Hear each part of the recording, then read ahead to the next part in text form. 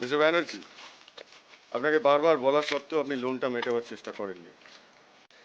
আপনারা এভাবে আমার ফ্যাক্টরি গেটে তালা ঝোলাতে পারেন না।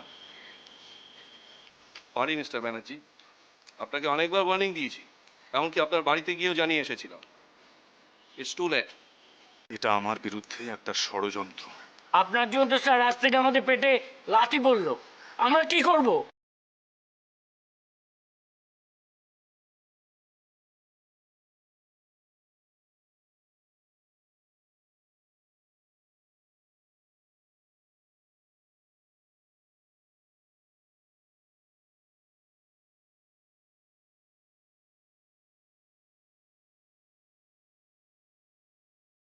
ও, তুমি ফিরেছো?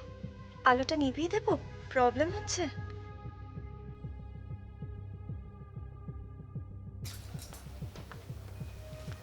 সে কি, কেন আলো বন্ধ করবে কেন? আজ তো তোমার জয়ের দিন, জয়ের রাত, তাই না? Anyways, congrats. ঠিক বুঝলাম না। কেন? আজ তোমার আশ্রম, মানে যাকে তুমি সবচেয়ে বেশি ভালোবাসো, তাকে তো বাঁচিয়ে নিলে। আলটিমেটলি তো স্টেওয়ারটা জোগাড় করেই ফেললে। ও, খবরটা পেয়েছো তাহলে? জয়ী, খবর বলছো কেন? বলো, ইটস এ গুড নিউজ। আমি খুব খুশি হয়েছি, সত্যি বিশ্বাস করো। আরে বাবা, after all you are my wife, my better half.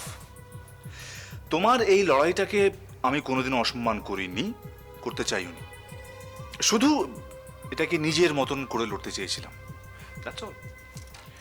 আমাদের আশ্রমটাকে তুমি বাঁচানোর চেষ্টা করেছিলে, এ কথাটা আমাকে বিশ্বাস করতে বলো কুনাল।